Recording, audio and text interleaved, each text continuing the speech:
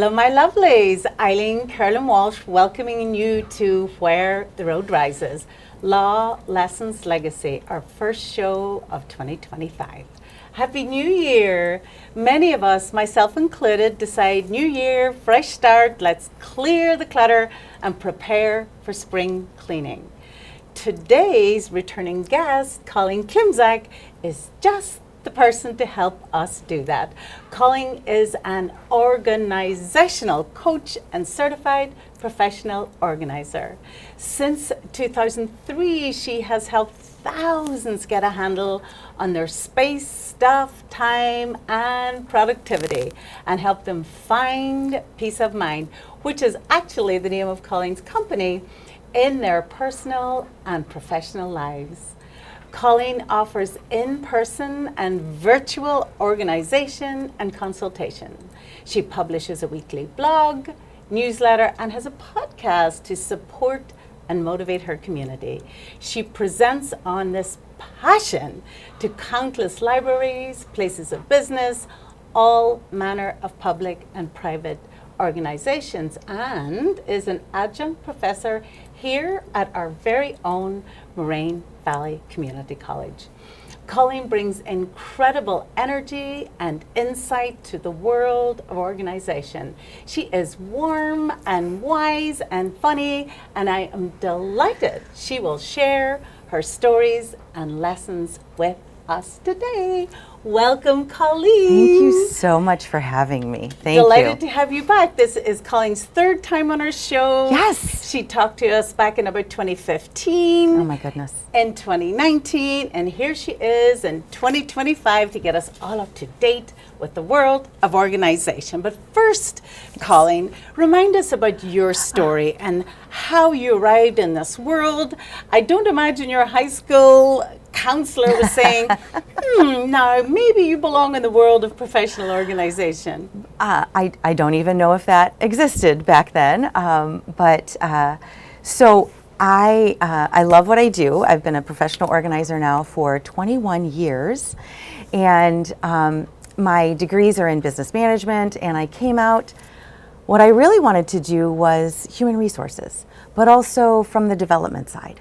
So from making sure and helping people to kind of be where they wanted to be, and also having companies, right, to match with those people. And so what I really love is that all these years later, I really feel like I'm in that position of helping people do what it is that they are meant to do or what they want to do, and giving them the tools to do so. So perhaps that counselor way back when, if they knew about professional organizing, maybe they would have said that. Yeah.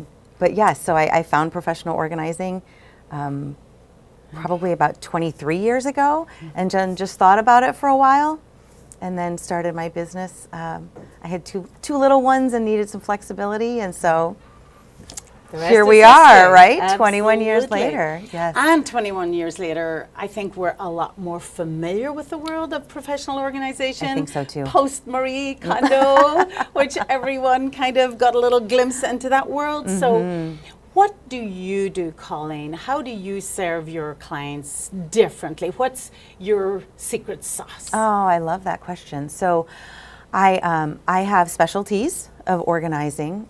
So I work with some of my clients in person. I was in a closet just this morning, working through some things, and I got rid of some things that were unsightly that no one should be wearing any longer, and tossed some things and then put some things together for my client as well, and they were very happy. So sometimes it's that in-person and hands-on organizing. I can do similar work also for people anywhere. So since 2020, when we switched to virtual, I'm able to do virtual organizing. So talking clients through the planning process and the review of those shirts that maybe they shouldn't have anymore. So decision making and things like that. And then also helping them even virtually with how they want to store what they want to keep. and suggesting shopping options and things like that. And then also virtually, I'm able to coach. And coaching is such, it's a very rich conversation about my clients. And so my secret sauce, I think, is that blend of coaching and organizing. So you're coaching the up and coming professional organizers. Is that what you mean, Colleen? I have some of them, but my coaching is typically my organizing clients as well. Or maybe it's someone who found me just for organizational coaching. Got it. So sometimes, not even sometimes, often, I will be helping a client with productivity or time management. And that's more than just their physical spaces. So coaching is I'm the expert in organizing, but my clients are the experts in themselves. So helping them gain awareness about what works and how we can use that to improve time management and productivity and habits and routines, and ultimately, hopefully, they're improving their life and adding joy and ease and all of those things. That's what I hope for all my clients. Yeah, so much more than just the boxes in the basement. Oh, yes. And is it in fact true that you are particularly busy this time of the year with all our New Year resolutions? Oh my goodness. I am so busy this time of year. So I am in many closets and offices, and you mentioned the boxes in the basement. Yes, I've been in the basements this month as well. I just think there's such good energy, as you said in your introduction today. There's such good energy this time of year to want to make changes and refresh. And so anytime that I can go in and help my clients hands-on to make those decisions and things for themselves, and also again, maybe it's more virtual, but still making those decisions to improve their spaces, however that works. So a lot of organizing and also a lot of presenting. So a lot of presentations in January and February, which is great. I get to meet lots of great people that way. So. Yes. So what about any changes in the industry? So we last talked in 2019. And between that, we had a pandemic. Yes, so we did. Maybe talk to me about any changes in the world of organization and in your business in the last 5 years. Oh my goodness, so many.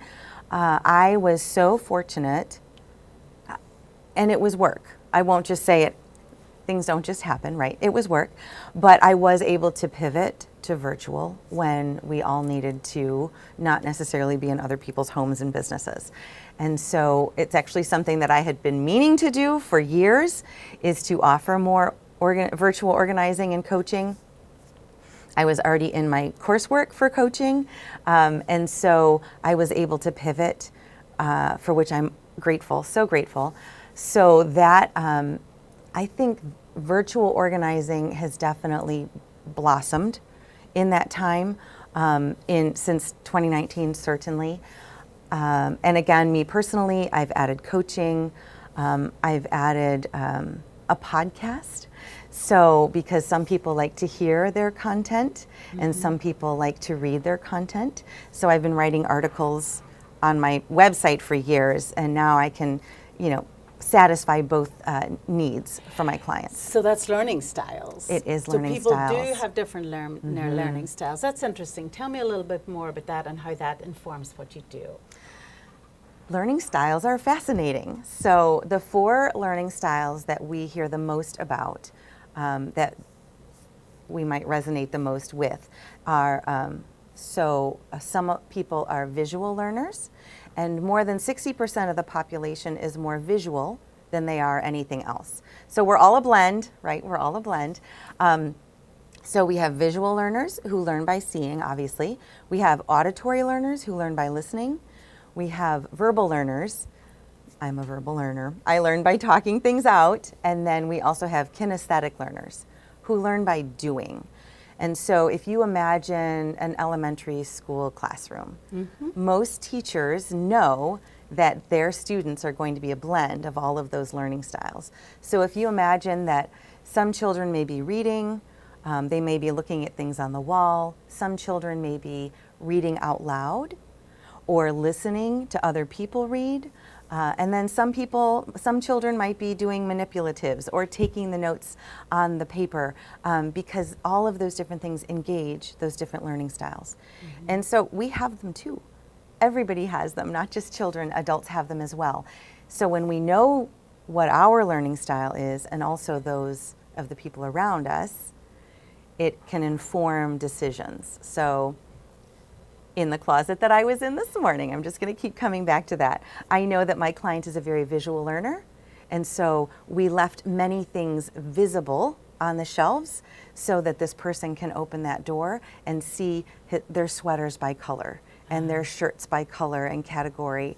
And so, using that, and if I know that about my clients, I can really help them come to better solutions for themselves. So is that where your background in psychology comes in and helps I think so. you with what you do? I think psychology and also education. And we talk a lot about learning styles in coaching because that really is so important as we're trying to find solutions with our clients and for our clients. So I think that it's come to me from different directions, but it definitely resonates. And I just think it's so important for folks to know theirs and also those around them. So what about the really challenging situations, Colleen? So there has been a proliferation of TV shows where these professionals go in and we cannot believe what we see, that you can barely get a route through the floor. So is that real? I mean, are those isolated incidents? And if we do have hoarding, what in the world? How do you handle that? What's your thoughts on that? Certainly. So I can't actually watch those shows start to finish because I get anxious. I want to go in and help. But there are a lot of those shows. And unfortunately, there are more houses than you'd think, even that you drive by every day. That if not the whole home, it might be bits and pieces like the basement or the garage, and it could be the whole home. So I don't have the percentage, but there is more than we'd expect of hoarding homes. And it's unfortunate. If you're not a hoarder, hopefully you can see that there's a better way to be. But very often with those clients who are clinically hoarding, it's a diagnosis. Really? That they might not be able to see their way out. So I'm a certified professional organizer, and so I have to actually continue to take classes. And I receive some of my continuing ed units from, I'm going to say this a couple times, it's the Institute for Challenging Disorganization. That's a lot of big words. So my suggestion is, if you think that someone that you know may be a hoarder or yourself, Google the Institute for Challenging Disorganization, and they have resources on their website for the public, not just organizers, but the public as well, to help families and loved ones determine just the level of hoarding in a home. So we all have clutter. We have things on the table, right? This isn't hoarding. This isn't even clutter really, but we do have a way to kind of determine the level of severity in a home, and so that's one of those resources on that website that might help our viewers as well if they think that they might know someone or have issues themselves. Oh, right, okay. So it's actually a condition, It and is. they probably need medical help as well as their home, getting cleared for them. Because I think many of us think, a couple months later, isn't it going to be almost the same? And maybe that brings us to a question that I had for you. Sure. And that is, after we have these showrooms that used to be our cluttered homes, how do we continue to stay organized, and how do we make the new habits stick? So you're teaching us the organization, but you're really trying to teach us a new habit so that this doesn't happen again. Absolutely. So in hoarding, that skill transference might not help, right? So sometimes that needs a little more. I won't work with a hoarding client unless they're also getting clinical assistance. But for the rest of us, for most of us, there's a lot of skill transference in organizing. I want to teach my clients how to do it when I'm not in the room as well. And so making habits stick is all about maintenance. It's forever, and we can do the hard work. We can make decisions. We can make it, as you said, our showroom. Is that what you called it? I love that. But then we live in our space, and we have many people who live in our home, and things might get a little, not showroom worthy anymore. And so sometimes we need to, we always need to recognize that maintenance is necessary. And so we set up habits and routines to reset, right? So now that we know how to do it, we check in on that every week or month or year, and have that habit around those maintenance steps. Other ways to make good habits stick: make it social, so get everybody involved, or use social media for good, and say things out loud. I'm going to be doing this, and I'm going to chart my progress and things like that. I have a couple tracking apps on my phone for different habits, which I find very helpful. It makes it kind of fun. So it's like gamifying it. Oh, I like that. I know, right? So, and maybe there's a team, maybe you have a number of friends that are on there, and it's a little competition, but it's also being able to support each other, which is really, really great.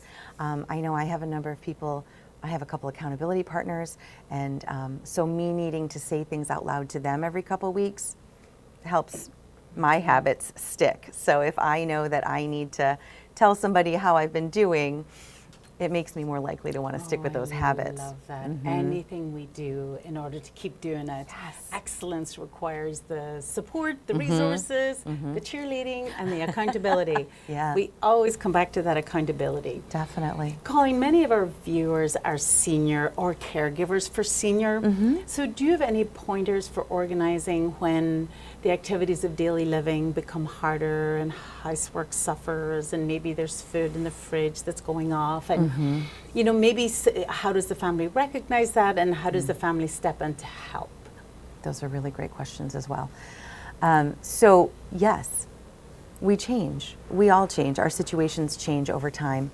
I know when we first met long ago, our boys were all little, right? So, we've gone through, since we first started being, knowing each other, I know our household situation is much different. And so we need to remember that that happens with our aging population as well, right? And that's okay. It's it's how these things work. But knowing that there's resources, I find is very helpful. I know that Pathlights is a great nonprofit that can put support in homes in this area. Absolutely. And I really liked what you said about families identifying that there are some changes. So recognizing that aging is a part of life, and then helping your loved one and yourself determine how to just simplify. What steps we can remove. And I don't mean like stairs. I mean, we don't go to the grocery as often. We use up what we have. We enlist aid. Maybe someone comes in and helps our loved one clean once a month or something like that. Or we set up regularly scheduled check-ins with our loved one to make sure that the needs are being supported. Yeah, absolutely. So Colleen, in addition to your professional organizing and the many other roles I know, including being you're on the Evergreen Park School Board. We are elected officials here, yes. Elected officials, indeed. Colleen and I go way back. But you're also an instrumentalist and a vocalist. I am. have heard Colleen sing. She's a cantor in church. Her voice is glorious. So I'm curious if that facet of your diamond affects your organizing and your teaching and your presenting. It definitely affects my teaching and presenting in that I got over stage fright long ago.